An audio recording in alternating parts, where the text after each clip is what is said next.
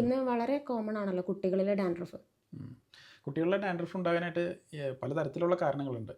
അത് ഒന്നാമത്തെ കാരണം എന്ന് പറയുന്നത് ഡ്രൈ സ്കാൽപ്പാണ്. ഈ ചൂടുകാലത്തും തണുപ്പ് കാലത്തൊക്കെ സ്കിന്നിൻ്റെ മോയ്സ്ചർ കുറയുമ്പോൾ സ്കാൽപ്പ് വരണ്ടു പോകും.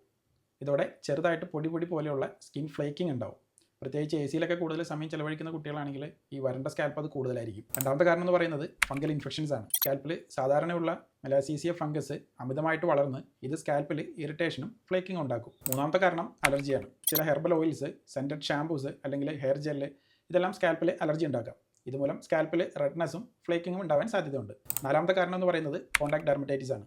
ഈ പുതിയ ഷാംപൂ, സോപ്പ് അതുപോലെ കണ്ടീഷണേഴ്സിൻ്റെയൊക്കെ ഇറിറ്റേഷൻ കൊണ്ടും ഡാൻഡ്രഫ് വരാം. അഞ്ചാമത്തെ കാരണം ന്യൂട്രീഷണൽ ഡെഫിഷ്യൻസിയാണ്. അതായത് zinc, vitamin B, omega 3 fatty acids എന്നിവ കുറവായി കഴിഞ്ഞാലും സ്കാൽപ്പിൻ്റെ ആരോഗ്യത്തിന് പ്രശ്നം വരാം. ഇതുമൂലം ഡ്രൈനെസ്സും ഫ്ലേക്കിംഗ് ഉണ്ടാവാം. 6th അമിതമായിട്ടുള്ള ഓയിൽ യൂസേജ് ആണ്. സ്കാൽപ്പിൽ അമിതമായിട്ട് ഓയിൽ വെക്കുന്നത് ചില ഫംഗൽ ഗ്രോത്തിന് സഹായകമാണ്. അതിനാൽ ഡാൻഡ്രഫ് കൂടുതൽ വഷളാവാനും സാധ്യതയുണ്ട്. Velith Homeopathy on a mission to cure.